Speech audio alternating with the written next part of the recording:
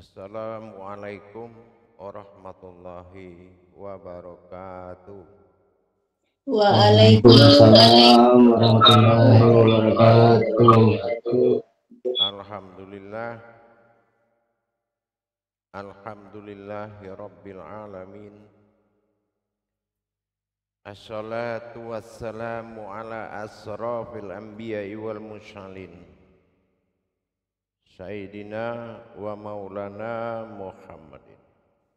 Sallallahu alaihi wasallam. Ashhadu an la ilaha illallah wa ashhadu anna Muhammadar Rasulullah. Allahumma sholli ala sayyidina Muhammadun musyabihil wal ikram ya wal jalila wal ikram wa tahirin wal mujahidina amma ba'du ibadullah wa ittaqullah. Bersyukur kita kehadirat Allah dengan mengucapkan alhamdulillahirabbil alamin. Di atas segala izin, ridho dan rahmatnya, sehingga kita dapat menjalankan amanahnya, menjalankan sunnahnya, bertolabul ilmi, sehingga terjadilah kenaikan iman dan takwa kita dalam memperjalankan kerohanian kita kepada Allah. Bersalam dan bersalawatlah kita kepada junjungan kita Nabi Allah, Nabiul Akhirul Zaman, Rasulullah Muhammad sallallahu alaihi wasallam. Atasnya kalimahnya kita kalamkan bersama-sama dengan membacakan Allahumma sholli ala sayyidina Muhammad wa ala ali sayyidina Muhammad. Jamaah grup Imam Khatib yang dimuliakan Allah rahimakumullah. Sebagaimana yang dalam rangka pencarian perjalanan ketunggalan Tuhan terhadap wujud dan wujud akhir, yang mana kita sama-sama menuju jalan satu titik, yaitu adanya aku. Kalau kita pikirkan, analisa kembali, sebuah jalan menuju Tuhan itu adalah wujud dan maujudnya sendiri. Tauhid adalah jalan tersirat yang hanya bisa ditempuh oleh kodrat yang berasal dari dirinya. Apabila seseorang masih memelihara sebuah ciptaan dengan kodrat ciptaan, maka dia akan mengalami suatu kesulitan di dalam memperjalankan tauhid dirinya. Karena kodratnya Allah berasal dari wujud tunggalnya yang tidak bersekutu dengan apapun. Berarti hayat yang dia jadikan sebagai wujud yang akan memperlihatkan maujudnya harus kembali seperti apa awal dijadikan. Orang yang memahami tentang Tuhan adalah orang yang merasa kajian itu adalah riwayat dirinya. Hanya dengan mengetahui perjalanan usul dirinya, kalam-kalam yang berkata Tuhan bukanlah ditempatkan dari sisi iman, yang mana menilai kata Tuhan itu adalah suatu wujud yang disembah. Ini penilaian yang salah. Karena makomnya adalah kodrat yang disebut yang Tuhan illah, bukan Allah dalam makom ma'bud. Mengartikan kata-kata Tuhan ini tidak diartikan secara iman, tapi diartikan secara ilmu dalam kodrat. Karena bersifat sultan, raja dengan keesaan dan serba kehendakan dan kebebasan yang dia miliki. Itu adalah asal usulnya sebuah batin bernama naf atau diri dalam bahasa Indonesia. Kembalinya batinku kepada aku, tempat aku bersembunyi selama ini. Sebagai alam bagi diriku, tentulah aku tidak akan merubah dan menambah kodrat tersebut. Maka tauhid adalah suatu jalan ketunggalan keakuan dia, kewahidan.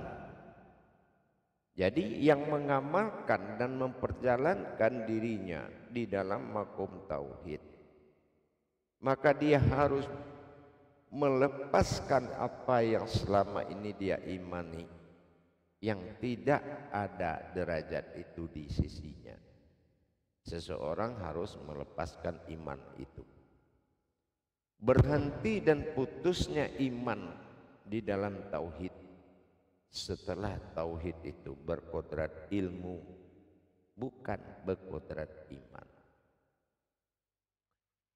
Kalau kita lihat bagaimana ihdinas sirat, kembalinya rahasia yaitu manusia tersirat yang akan kembali sebuah wujud tanpa nama, hanya ada dan tiada, dituntut kemerdekaan imannya dari kungkungan atau peraturan iman, sementara dilepaskan menjelang adanya perintah ibadah kepada dirinya.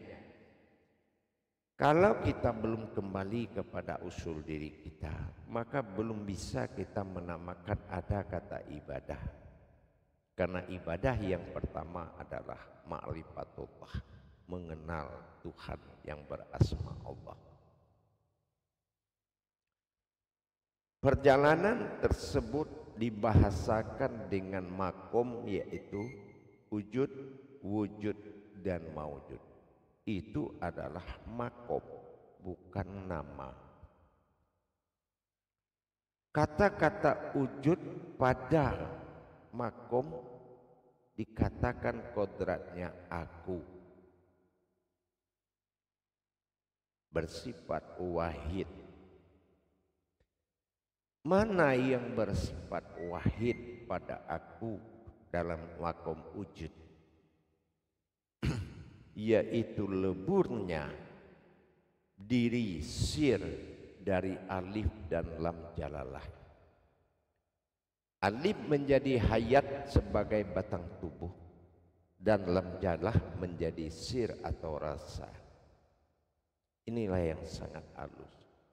Dan wujud titik awal mula jadi menjadi aras atau kodrat, berarti ada tiga. Di dalam tiga inilah melahirkan aras, qudsi dan keramat. Paham? Itu baru wujud.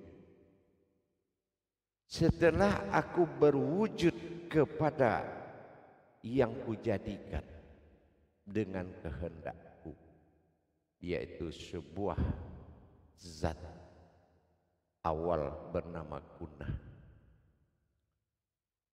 maka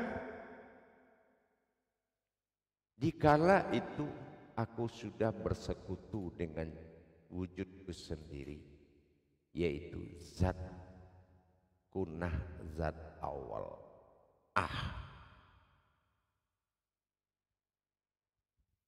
Setelah aku menjadikan zat punah, ternyata zat memohon kepadaku, meminta sebuah kehidupan, maka ku berikanlah hayat. Hayat itu bernama kunal atau zat yang dijadikan, zat yang terjadi. Kunal inilah yang akan menjadi nur sebagai hayat dari semua alam, dinamakan kunal.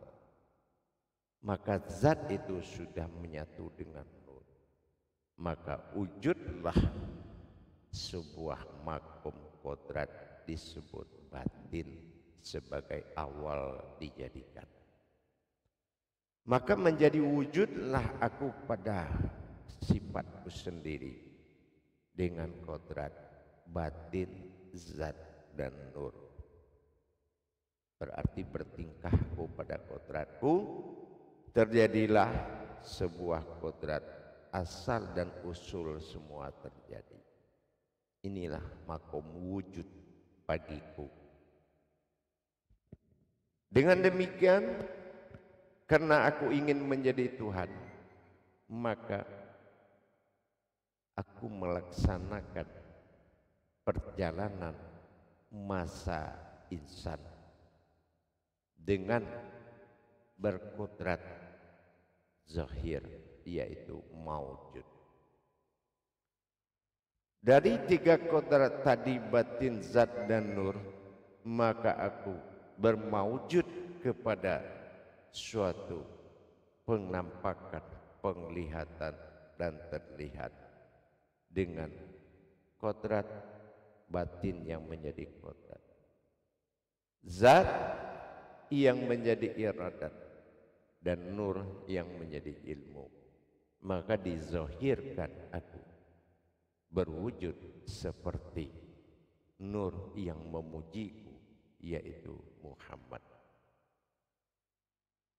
Di antara yang kujadikan dari dua perkara tadi, zat dan nur yang kujadikan adalah berasal dari satu zat. Memujilah nur kepada zat setelah kujadikan mereka dalam satu kodrat, yaitu Ahmad. Dengan menjadikan nur, zat kunal awal jadi menyatu dengan zat awal jadi dengan zat yang dijadikan, kunah dan kunal. Maka disitulah wujudku berdiri dalam maujud disebut Ahmad. Dengan aku berdiri dengan yang dipuji, maka disitulah ketuhananku berjalan oleh nur yang memuji, yang mana nur adalah hayat dari seluruh ruh yang aku jadikan. Dalam perjalanan ini berarti sudah memiliki 9 langkah di dalam pekerjaan itu. Berkodratlah wujud zat Allah dan mawujud berupa Muhammad, zahirnya Muhammad. Berarti disinilah kesempatan bagiku bertajali dalam rahasia, yang mana kodrat iradat ilmu yang terlihat nyata seperti zahir itu telah aku kuasai, karena akulah yang Tuhan, sebenar Tuhan. Maka aku jadikan perantara sebuah batinku yang ada di antara keduanya, yaitu di antara zat dengan nur. Berdirilah kekuasaanku, yaitu disebut dengan diriku atau lahu. Innallahu wa innallaha, innallahu wa inallahi. Aku juga yang hayat dalam zat, dan aku juga yang terlihat dalam nur. Akhirnya dalam perjalanan itu bersifatnya aku di dalam sifatku sendiri, inilah yang akan menjadi ketuhananku. Pelaksanaan tajalinya dilakukan oleh zatku bernama Allah dan diwujudkan wujud Rabbil penguasa dari sifatku sendiri berkodrat Muhammad atau zahir. Nyata sudahlah Muhammad itu zahirnya Allah dan Allah adalah kodratnya Tuhan dan Tuhan itu adalah aku. Masuknya sir wujud tunggalku pada kodrat ahad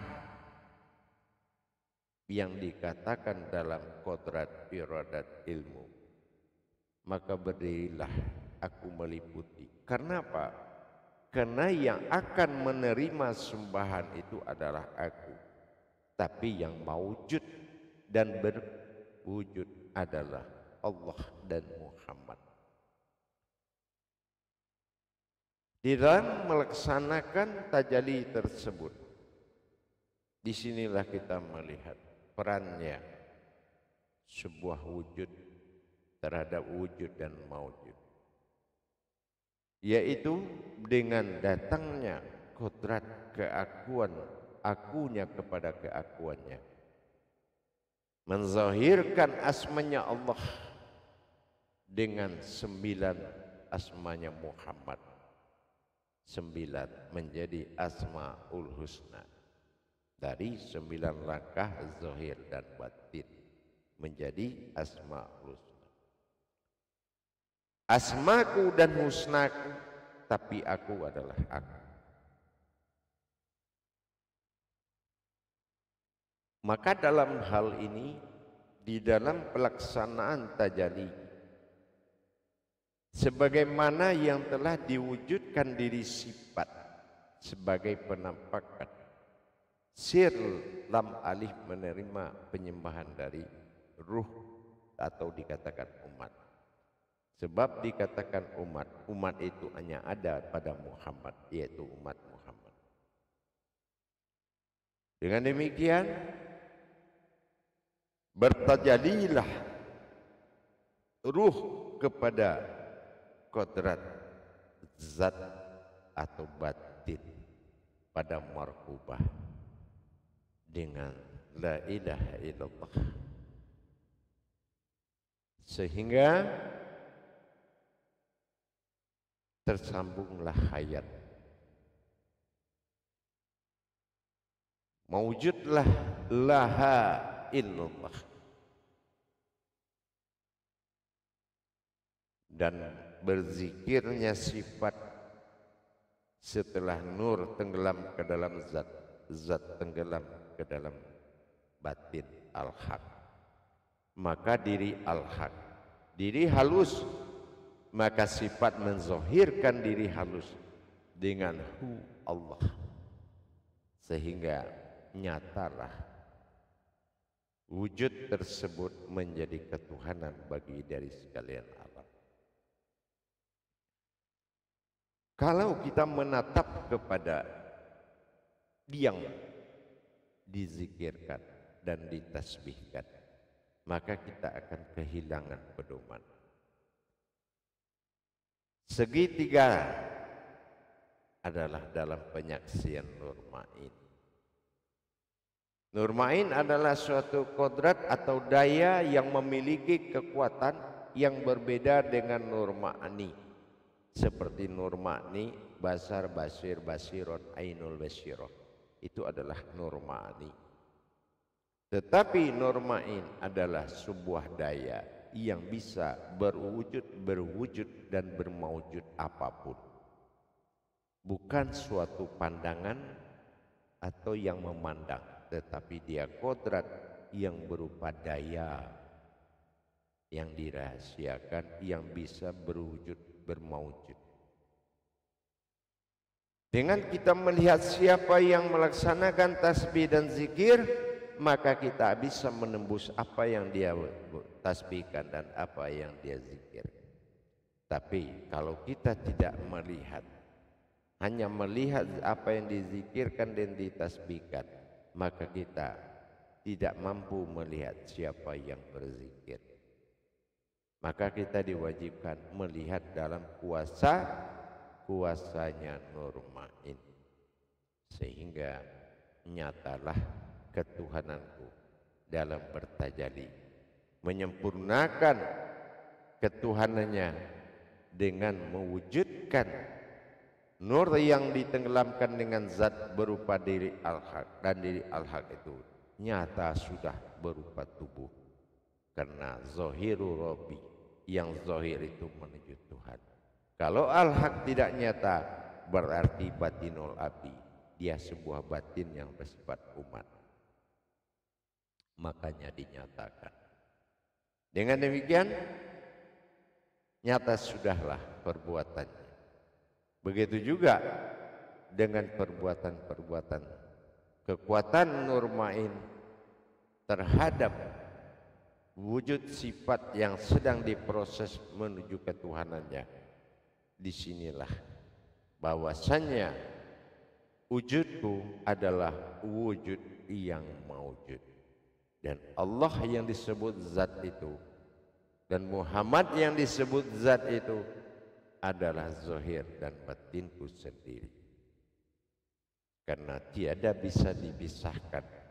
Zat kunah yang jadi dengan kunal itu hanya satu zat dengan kehendakku sendiri, maka Allah itulah yang Muhammad yang terlihat, dan Muhammad itu adalah wujud Allah yang terlihat. Tidak ada suatu kejadian yang menjadikan Muhammad adalah yang terjadi atas kehendakku dari zat awal menjadi zat akhir, tetapi zat itu hanya satu. Baik, kita coba membahas.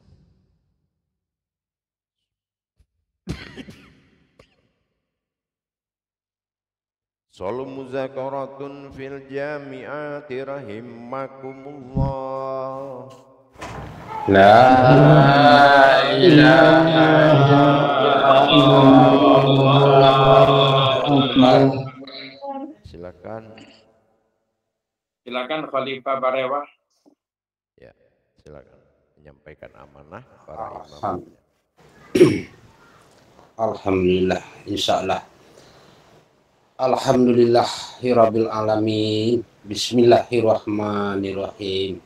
Assalamualaikum warahmatullahi taala wabarakatuh, Buya. Waalaikumsalam warahmatullahi wabarakatuh. Alhamdulillah, Buya, kami mengucapkan terima kasih banyak yang enggak terhinggakan sama Buya. Buya enggak pernah jenuh dan lelah, enggak ada jarak ruang dan waktu, baik malam maupun siang. Buya selalu memperjalankan rohani kami, mulai dari awal sampai sekarang, pada makan wujud dan maujud. Alhamdulillah untuk kami pada Bu Ustazah dan Kulipah dan Imam Khatib, kalau yang ada bersentuhan di hati kita masing-masing dan di rohani kita masing-masing, mohon dipersilahkan untuk dipertanyakan kepada guru mursyid kita, insyaallah.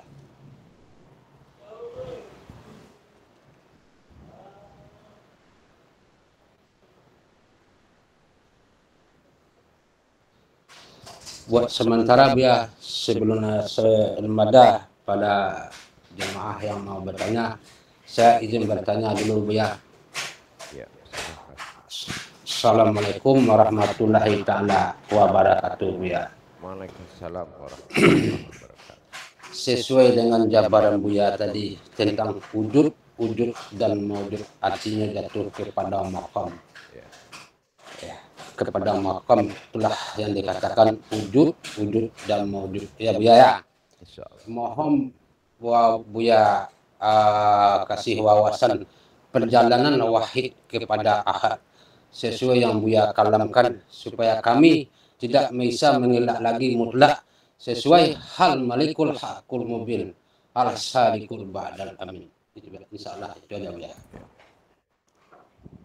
Di satu jalan pernah Allah katakan wala tafaraku fil izzatun wa tafaraku bisifat. Artinya Dikatakan zat itu alam, nur itu alam, dan wujud itu alam. Karena disitulah kesimpulan berderajatnya ketuhanan pada zat dan nur tadi, dengan adanya aku yang berwujud dan berwujud. Bersifat aku pada zat dan nurku sendiri, dan aku ingin dikenal, dan aku juga yang ingin disembah. Nah, di sini kepastiannya tadi. Kalau hanya zat dengan nur yang berwujud, tidak mungkin ada yang penyembahan. Kalau tidak ada yang menjadikan yang disembah itu. Nah, disinilah terjadinya kadar Tuhan dan kadar umat. Tetapi kita disuruh memilih di antara keduanya. Siapa yang mengenalkan dan memperkenalkan aku? Siapa yang memperkenalkan aku? Itulah batinku, itulah diri. Jadi di dalam bertajalli ini, setiap yang dijadikan saksi baginya adalah orang yang memperkenalkan, bukan orang yang terkenal. Inilah kita memahami.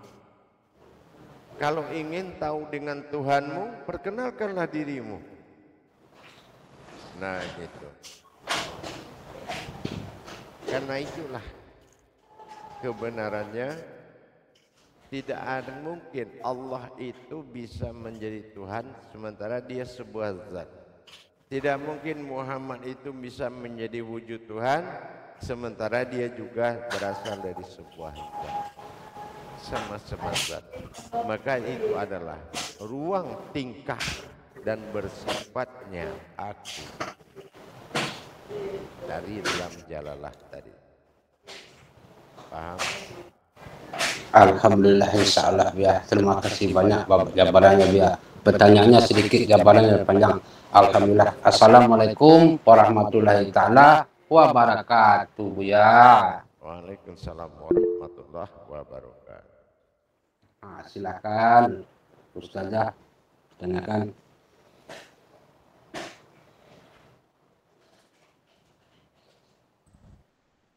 Assalamualaikum warahmatullahi wabarakatuh. Ayah Syekh Buya. Waalaikumsalam warahmatullahi wabarakatuh. Subhanallah, subhanallah. Terima kasih Ayah, tidak pernah lelah mengajarkan kami, terutama anak dari sini. Audio Parewa dimatikan. Ananda sangat bersyukur dengan Ayah Syekh Buya. Subhanallah. Mohon ridhonya Ayah. Ananda ingin bertanya, mohon penjelasannya Ayah tentang innallahu, innallaha, wa innallahi. Mohon penjelasan Ayah. Terima kasih. Wassalamualaikum warahmatullahi wabarakatuh. Innallaha itu innallaha. Jadi di situ Allah mentajalikan pada sifat maujud, bahasanya yang maujud itu aku juga. Innallahi hayat, dan hayat itu aku juga. Berarti yang maujud itu hidup. Innallahu, yang innallahu adalah batin atau kodrat, dan kodrat itu aku juga. Nah, inna lillahi, nah disi menjadi satu kedatanganku kepada hayatku sendiri. Paham? Insya Allah Ayah. Mohon satu lagi Ayah, apa makna dari dituntutnya kemerdekaan iman kepada Allah? Ya. Terima kasih. Kalau kita melihat tauhid itu dari iman, berarti ada batasan-batasan, ya. Ada batasan, yaitu untuk mengetahui lebih dalam. Jadi tidak boleh mentadabur. Kalau iman itu dia tidak boleh mentadabur atau mentajazus atau menggali. Itu enggak boleh. Potensi rahasia Allah. Iman itu tidak boleh. Maka dikunci dalam Al-Quran, ya, jangan engkau bertanya tentang ruh, sesungguhnya itu adalah rahasiaku sendiri.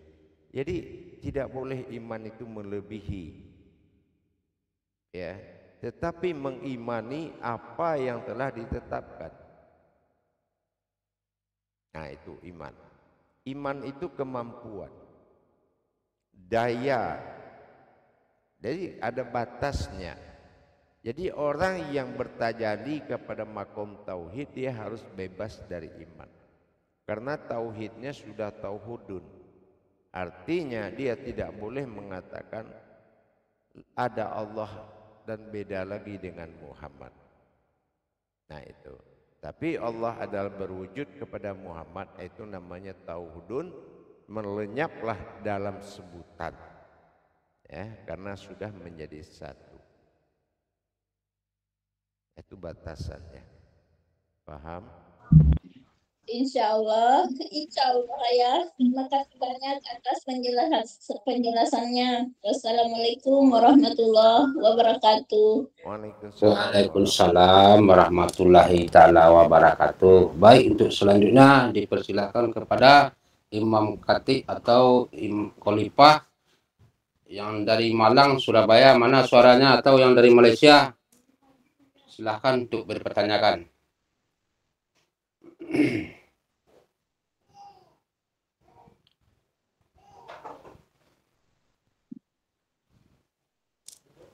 Assalamualaikum warahmatullahi wabarakatuh, Buya. Enggak bisa nyari tanda gambar tangannya nih, Buya. Mau bertanya itu, Buya. Insya Allah.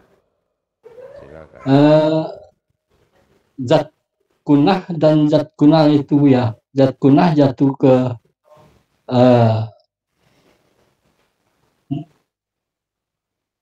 Ahmad ya, Buya. Iya. Zat kunah jatuh ke Ahmad. Zat kunah kalau menyatu dengan zat kunal itu namanya Ahmad, Allah, Muhammad, ya. Dan itu adalah batinnya Allah, batinnya, batin aku, begitu. Ahmad itu sama dengan hamdu, ya. Zat kunah itu adalah zat awal, itu tepatnya pada zat awal. Dan kunal adalah zat iradah, zat yang dikehendaki, itu zat akhir.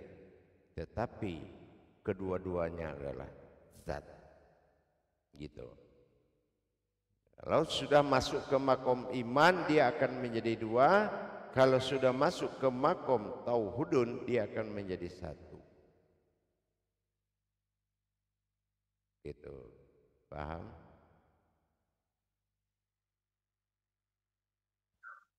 Insyaallah, ya. Barakallah. Assalamualaikum warahmatullahi wabarakatuh. Waalaikumsalam warahmatullahi wabarakatuh. Pak Imam Khatib Sekuali kayaknya mau angkat tangan nih. Silakan. Ayo, silakan untuk bertanya. Assalamualaikum warahmatullahi wabarakatuh, Buya. Waalaikumsalam warahmatullahi wabarakatuh. Kami menanyakan tentang amalan yang disampaikan oleh Buya beberapa waktu yang lalu, bahwa Allah menyampaikan dengan tasbih la ilaha illallah, kemudian kita sebut dengan zikir Allah. Apa memang tasbih alam itu kalamnya la ilaha illallah atau ada yang lain, Buya? Tidak ada, hanya itu saja. Maka dikatakan zikir syariat itu la ilaha illallah. Karena alam hanya boleh tahu Allah itu terlihat dan nyata. Tidak berlaku hukum gaib untuk alam atau ilmu hakikat. Makanya jatuh ke syariat, zikir syariat la ilaha illallah. gitu. Jadi tidak boleh dikalamkan dengan kata-kata hakikat. Meskipun penjabarannya sifat alam adalah 4 kodrat, apapun yang tersebut 4 pasti alam.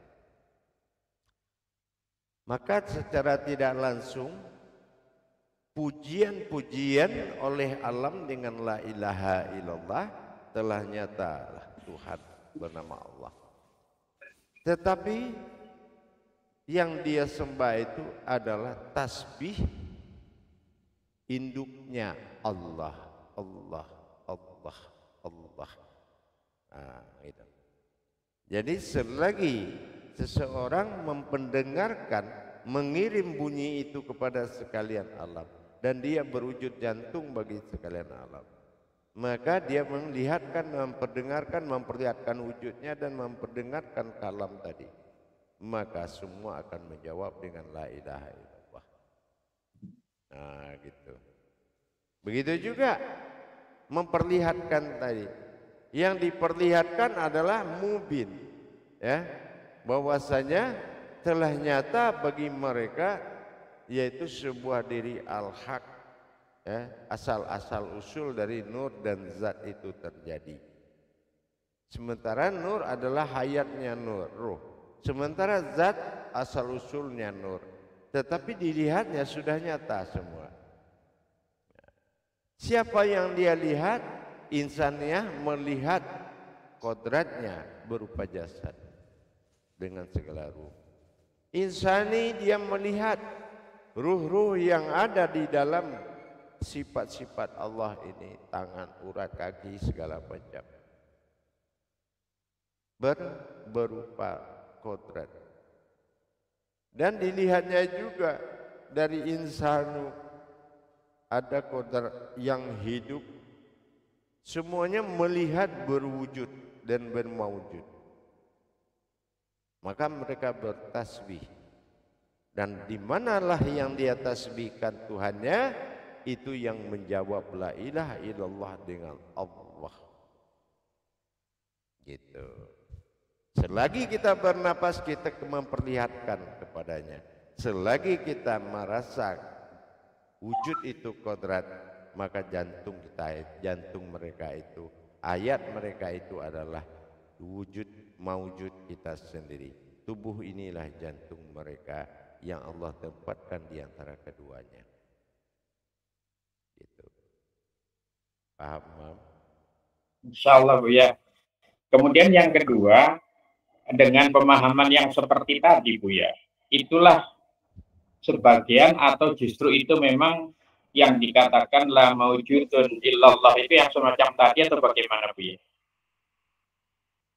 Iya. Sementara kita tidak menaikkan peringkatnya kepada la maujudun illallah, tetapi kita memperlihatkan wujud Allah tadi, ya. Yang kita lihatkan itu sebetulnya siapa? Itulah la maujudun, ya, illallah. La maujud. Yang la maujud itu siapa? Di maujud tadi kan ada nur, zat dan batin. Nah, sementara lam alif, lam jalalah, kan gitu. Nah, yang diperlihatkan adalah maujudnya lam alif itu. Zahirnya adalah hayat dan batinnya adalah rasa. Atau makanya tubuh itu disebut dengan sibaharu. Nah, itu makanya ada kata sibaharu. Hayat sebagai kodrat diri, dan sirnya adalah rasa dari lam jalalah. Batinnya adalah gerak, wujudnya adalah gerak yang bersembunyi di dalam batin, yaitu batin markubah. Makanya ada kata wujud Allah dalam batin. Nah, itulah maksudnya. Atau wujud aku dalam batin. Adanya aku itu dalam batin. Ya, jadi kalau dalam batin, batin markubah itu di dalamnya lagi, itu yang bergerak dan berkalam sampai ke ujung jari kita, itu hantaman kodratnya. Karena itulah jantung. Kenapa bunyi jantung itu sampai ke ujung jari kita? Karena kita adalah jantungnya. Iya, ya. Terima kasih. Bukan geraknya sebatas jantung, tapi sampai ke seluruh rongga-rongga tubuh ini. Karena itu adalah jantung. Gitu. Iya. Dengan pemahaman sekarang kan sebenarnya jantung kan seluruhnya Bu ya, bukan jantung yang di dalam dada kan dengan pemahaman sekarang ini. Iya. Kalau jantung yang dimaksud di dalam itu, dia tingkatnya ada. Jantung pada wujud, jantung pada wujud, jantung pada maujud itu beda. Kolbi, kolbu, kolbi dan sulbi, nah, beda itu. Kalau bagi mereka itu jantungnya adalah kolbu, makanya dia harus melihat jasad. Gitu. Bagi sifat jantung itu kodratnya kolbi. Bagi wujud jantung itu sulbi. Gitu, itu yang jantung. Yang jantung yang sebenarnya markubah itu hanya makom yang menyimpan wujud. Gitu. Berarti seluruh tubuh ya Bu ya? Iya, seluruh tubuh. Ya Bu ya, terima kasih. Assalamualaikum warahmatullahi wabarakatuh. Waalaikumsalam warahmatullahi wabarakatuh. Luar biasa pertanyaan Pak Imam Sukhari. Nyatalah diri wama bainahuma, aku ada di antaranya. Insya Allah. Untuk selanjutnya dipersilahkan kepada yang lain. Imam Khatib yang dari Kalimantan kayaknya ada yang terpendam kayaknya.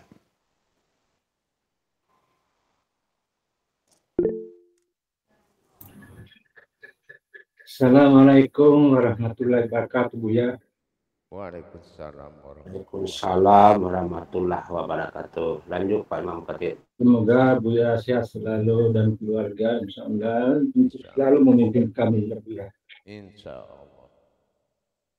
Ibu Usin bertanya Buya, apakah ini yang dalam amalan zikir dan tasbih ini adalah salah satu cara Allah memperkenalkan dirinya atau bagaimana? Mohon penjelasan Buya. Ya, sebagian seperti itu berpendapat boleh. Kalau dia tidak memperkenalkan, terus siapa yang bisa dia mengenal dia? Gitu ya. Dia adalah wujud yang tidak dikenal, maka jadi saat dia wujud dan bermaujud itu untuk dikenal. Gitu. Dikenal sebagai apa? Sebagai nama Allah, sebagai zatnya Allah, zat gitu ya, disebut dengan ma'rifatullah, yaitu mengenal mengenal zat gitu. Jadi tentunya dengan wujud hayat atau nur. Nah, hayat atau nur itulah Muhammad, karena Muhammad itu nama nur yang memuji gitu. Paham? Insyaallah Buya, insyaallah. Terima kasih Buya. Assalamualaikum warahmatullahi wabarakatuh. Waalaikumsalam warahmatullahi wabarakatuh. Baik, untuk selanjutnya dipersilakan. Nah, lanjut Pak Mamaku. Assalamualaikum warahmatullahi wabarakatuh ya. Waalaikumsalam warahmatullahi wabarakatuh. Dalam penyampaian dia tadi, 7 kodrat diri, nurmain sebagai daya. Apakah nurmain ini sebagai unsur batin, Bu ya? Nurmain itu tidak berkedudukan sebagai kodrat apapun, tetapi nurmain ini bisa meliputi kodrat apapun. Gitu. Kalau batin kita kesulitan mencapai suatu tujuan, kalau memang itu tidak keluar dari 3 perkara, terlihat zahir berwujud Muhammad, berkodrat nyata seperti Allah, dan ada aku yang berwujud. Kalau itu sudah kodrat Tuhan, nur main itu tetap akan datang. Karena nur main tidak bisa dicapai dengan pola ibadah setinggi-tinggi ibadah, tidak bisa. Nah, dia akan menolong sebuah kodrat. Terlepas kodrat itu dalam kondisi baik atau tidak baik. Gitu, paham? Insyaallah Buya. Assalamualaikum warahmatullahi wabarakatuh. Waalaikumsalam warahmatullahi wabarakatuh. Baik, jemaah, kita ketemu 10 menit lagi. Assalamualaikum warahmatullahi wabarakatuh. Waalaikumsalam warahmatullahi wabarakatuh, Buya.